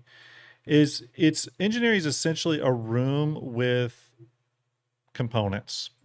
You know, it's a room with components. It's a room with a console, which is great. But I do love the engineering rooms that have like the big engine centerpieces that when you walk into them, you're like, oh, whoa, where am I at? So I think we lost a little bit of that here. So if I do have a criticism on the Perseus, it's that the engineering room is slightly uninspired. That's not like a terrible criticism, but it is one that sticks out to me. Again, you can see those components here. It's really just a room for components. That's kind of all it is. The big question is, did anyone see a fire extinguisher? Because I did not. Okay, then we have the mess hall. I think CIG nailed the mess hall.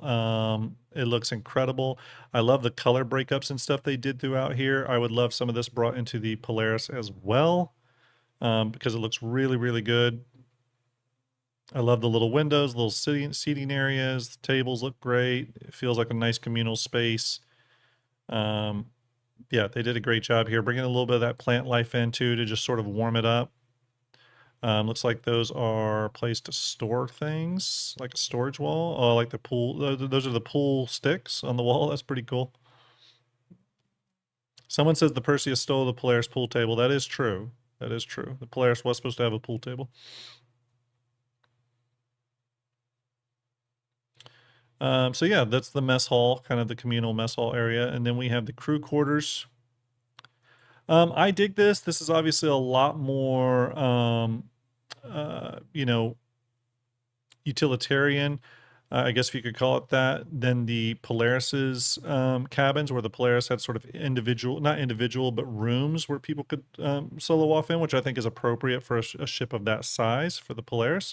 The Polaris was always supposed to lean into making a nice environment for the crew. So I do kind of like that the Polaris has some of those separate rooms. It takes up a lot of the ship, but again, I think it's nice. Pretty much the same bathroom there as the Polaris or that we've seen, at least that I can remember. And then obviously, what is this? Suit lockers and armory. Oh, okay, cool. So pretty big suit locker and armory right off the crew quarters. And I love the lighting throughout here. They really leaned into that aggressive red lighting. Prop Knuckles, thank you very much. Appreciate that. Okay, coming back out through the crew quarters area. Again, they've got little windows here, very much like the Polaris, just on a smaller scale. I think that's pretty cool. Again, we see the main service elevator there.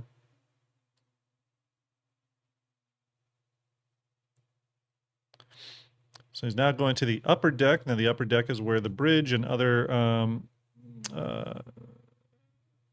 the bridge access is at. More escape pods. Damn, how many escape pods is on the ship? Now on the rear of this deck, you'll have the captain's quarters. Pretty nice. I dig it. Not much to say here. I think it's really cool, but here's what's really nice. You do have a video screen showing a live feed of people coming down that hallway, coming towards the captain's quarters, and you also has door open, close, and lock controls right here at the captain's desk. That is badass. Please, CIG, bring that to all captain's quarters. Please bring that to all captain's quarters. Thank you. That's really, really slick. That's really slick. Just from an RP standpoint, that's really cool. A small bathroom. You know, I haven't looked for the fire extinguishers, but I need to because, yeah, I haven't particularly seen any. I'm sure they're there, but I haven't seen any. So open this one up here. By the way, everyone, we got 277 on Twitch and 560 on YouTube. Thank you very much, everybody. Absolutely incredible. Okay, we're moving up through here, heading towards the bridge. And then our bridge area opens up really nicely. You can see those lighting states. CIG's really done a great job on those.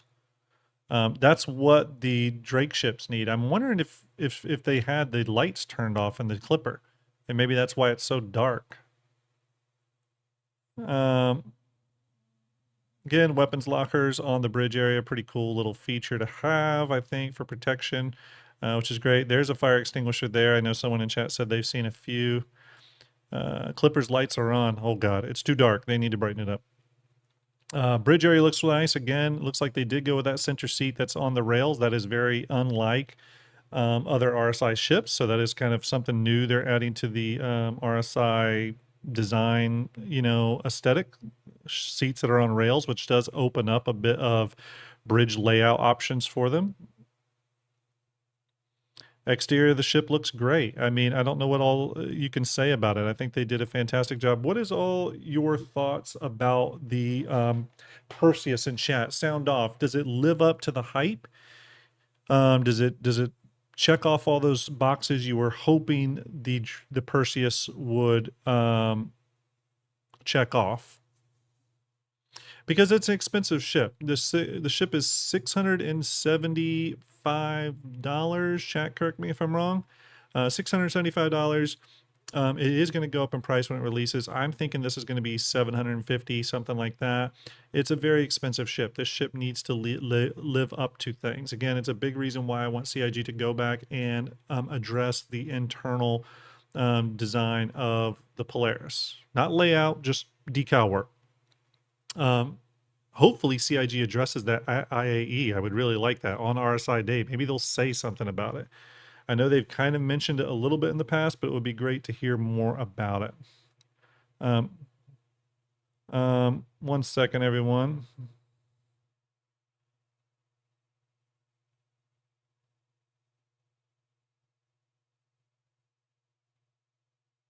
Just a second, everybody.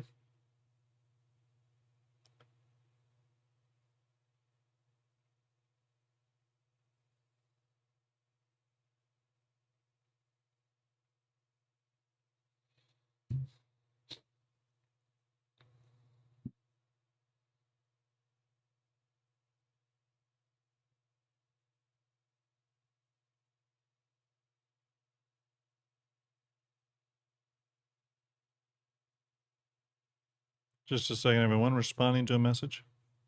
So yeah, I don't know. I'm really excited by it. I do think CIG did a great job. It's more just that I want a lot of this to come to the Polaris. I do own a Perseus, and I'm excited to see that such a great job has been done on it. I that gives me high hopes for other ships, such as the Ironclad and the Kraken and the Consolidated Outland Pioneer and other ships like that.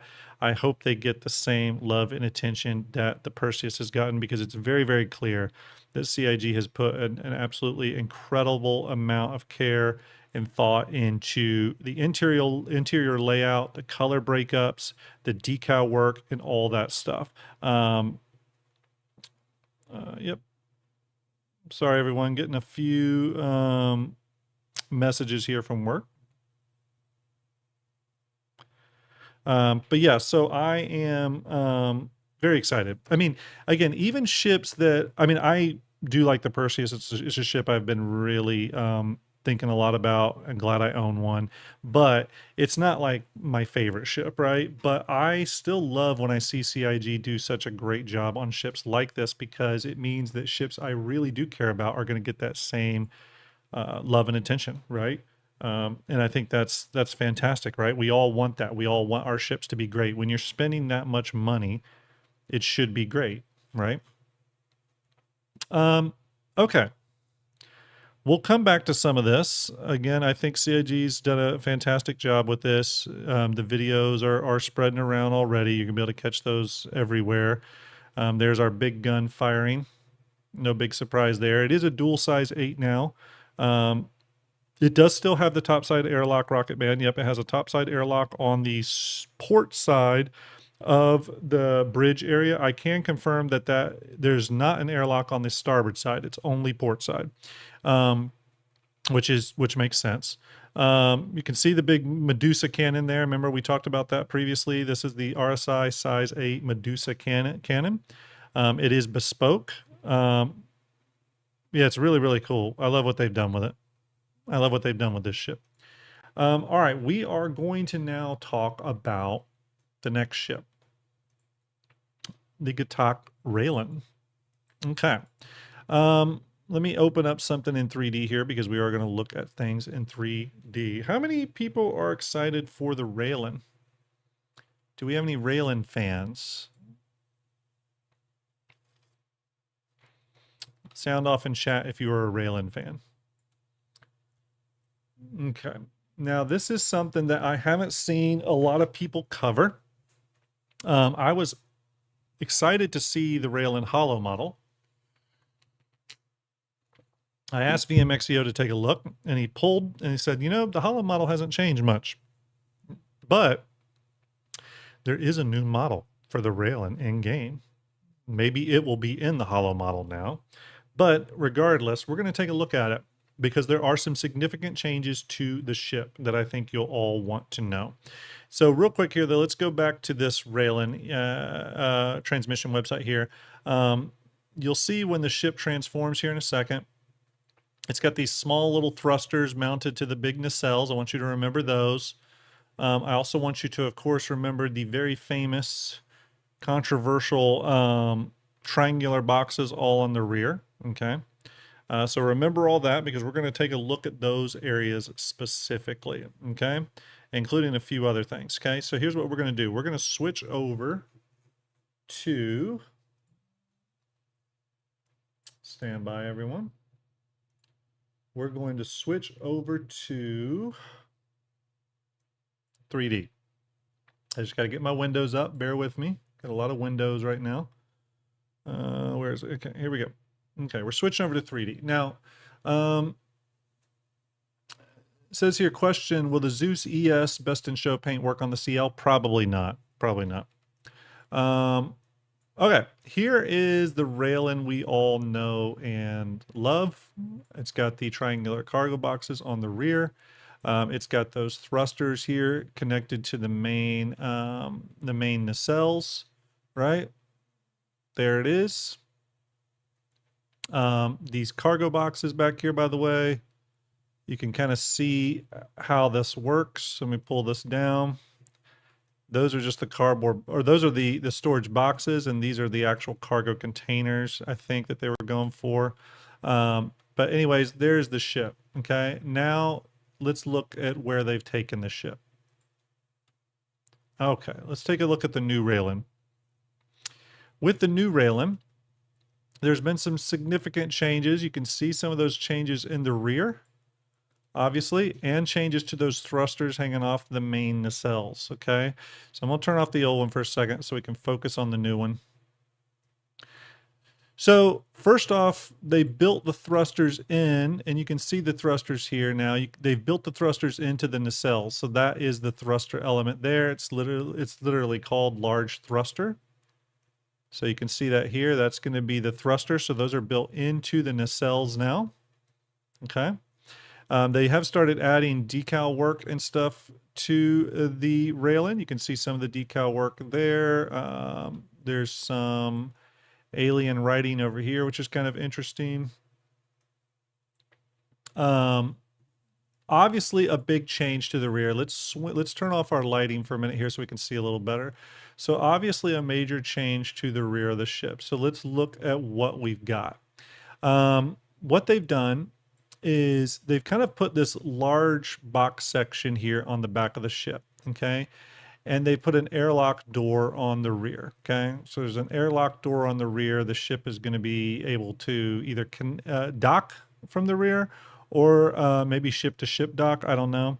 But the other thing to take a look at here is on the bottom side of this box. It looks to be, actually not there, sorry.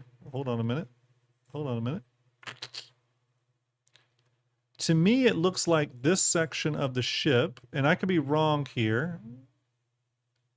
It looks like this section of the ship is possibly a door that can open. Are the engines? Oh, sorry. Let me do that. Do I have the sound from the Sulin website on? Okay, thanks. Oh, okay. Sorry. You're talking about the Sulian engines. Got it. But anyways. That is probably the most fundamental change I've seen besides the thruster removal. Now, removal of the thrusters, I think it was a great decision. It does make the ship feel a little cleaner looking compared to the old one. I'll put the old one up again. Removing those thrusters just removes some of the complexity there, and to me makes it a little sleeker. Now, the back being the biggest change here, here's the key thing with this. What I think is happening here on the back is you may look at it first and say, okay, well, they really just put a big box cargo area in there that you're going to put the boxes, right? So they're going to be probably internally stored. But what we may not be seeing here is we may not be seeing new cladding for the rear. So I'm just going to try something real quick here on the old one. So if I take the cargo elements off the old one, oops, that's too much. You can see, actually, let's put that back on. You can see that originally they did have the airlock here on the rear, but it didn't go as far back. You can see that airlock sort of here. If that, not an airlock, that's a hallway, but it's just, I think it's an airlock. But there was no cargo box area. You get a little bit of that right there. Well, actually, you do. You do get the cargo box area. So I wonder if what I think is happening on the new model is they've completely removed the triangle boxes. Like that part's just completely gone. That's what it looks like.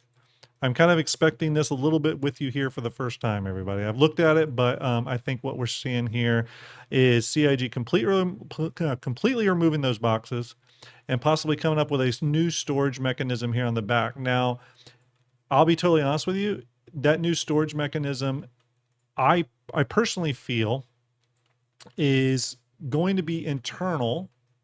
And the reason I feel that way is if you look under here on the new model, there's this element here, which looks to be like a thruster of some sort, like a really thin back thruster. I wouldn't imagine they'd have anything behind that to block that thruster output.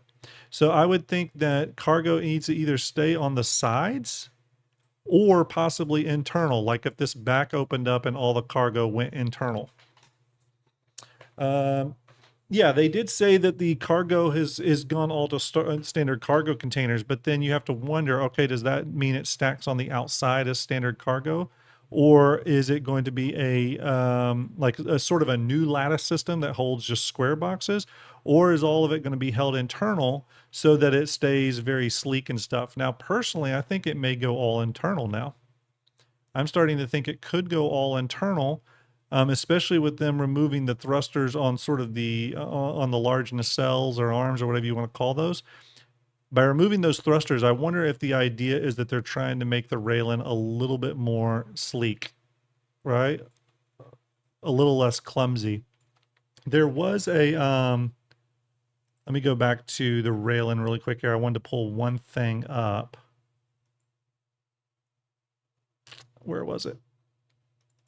Now, there was some new descriptions. Now, in the hollow model on the website, or on the hollow model in the at IAE, you'll notice it does not have those cargo boxes on the rear anymore. So that has changed on the hollow model itself. And they have a new description for it, okay? And I wanted to read this specifically to you because I think this is important. For this description, it says, Xi'an and human haulers alike are eager to get their hands on the soon-to-be-released 2956 Railen from Gak manufacturer, okay? Following up from their successful first foray into the human market, this updated vessel brings still features interspecies living quarters and grav-lev cargo handling, but with an astounding double the cargo capacity of earlier prototypes. Okay, pretty crazy.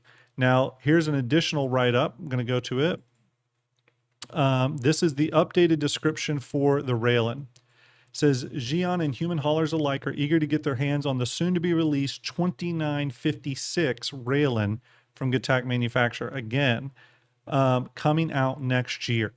Okay, so if you have a Railen and you have it in buybacks, now is the time to get it because it's going to go up after this IE. It's going to go up in price, and you will not be able to get it for how much is the Railen right now? Can anyone in chat let me know?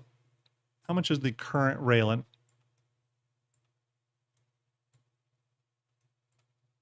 $225. Yeah, it's going to go up. If it's now double the cargo, it's definitely going to go up. Hit render on this. So the main question is, when are we getting it in 2956? I would think we're going to get this in the first half of the year. That's what I'm thinking. First half of the year for this ship. So if you have it in buybacks, you are eager to own this ship, you may want to start looking at that path to get it out of buybacks at the current price. Because when it goes up, I have a feeling that with the doubling in cargo, the ship is going to go up a pretty substantial mark, at least $100. I think it's going to go up in price. So it's something to remember when you're thinking about, you know, kind of where to put your money, where to, you know, when you're making your IAE purchase plans, like, are you going to buy a Clipper? Are you going to buy a Perseus? Whatever. You need to factor in the Railen into your sort of money spending budgetary considerations, because again, I do think it's coming sooner rather than later. Asume says Alien Week. Yeah, possibly. It could possibly be Alien Week. I think that would make sense. They never released a ship at Alien Week though, so we'll have to see if they end up doing that. But yeah, Alien Week does make a lot of sense. It does make a lot of sense. So yeah, there you go. Some changes to the railing. I think dropping the thrusters on the main nacelles was a smart idea. I like that CIG did that. Kudos to CIG for that one. I think that makes it look good. I don't, in the hollow model, the hollow models aren't to scale. Usually they are. These are not. But I didn't notice a real size change in the scaling of the Railen from the original hollow model. So it's very possible that the ship is still essentially the same size. I think the increased cargo capacity is, again, just centered around how it's taking that cargo in, right? They released the Prowler utility in 25 for Alien. Oh, did it come out during Alien Week? Oh, I forgot about that one. Yeah, good call out. Good call out. Real quick, everyone, I want to remind everybody, this is my schedule for IAE on November 20th. So coming up Thursday, 6 p.m. I'm going to have Dusty Star as my guest. We might have VMXEO. We might have Art come on the show as well. We're going to be covering RSI Day. We'll be in-game, checking out the ships, talking all about them. We're going to be doing our Perseus 1-of-1 poster giveaway, and we'll be doing an RSI Salvation giveaway. So we have a lot to give away that day. We're going to be doing Twitch drops, of course. That will be a lot of fun. So if you want to get your Twitch drops, you can come to the STARJUMP RSI Day stream. I'm going to be streaming for about 5 hours that day. So you will be able to get those Twitch drops. Absolutely. Thank you for the posture check. Appreciate that. So you will be able to get your Twitch drops on that day. And I'm going to have multiple giveaways. Salvation, poster, and of course the Perseus giveaway continuing. Okay, I really hope to see you all at my streams. That would be really, really awesome. One more time though, for the road, I do see a couple people have donated via the coffee link, so really appreciate that. Here's the Gleam link for the Perseus giveaway, by the way, and the QR code. Where is it? Where is it? There it is. Make sure you scan that, get in on that Perseus giveaway. Okay, and then of course both myself, which I've just posted there, and VMXEO, another member of the STARJUMP team, both have our coffee links going. Us and Starlet keep STARJUMP Fleet Viewer alive for you all, so make sure to show a little support if you want to. We really, really appreciate it.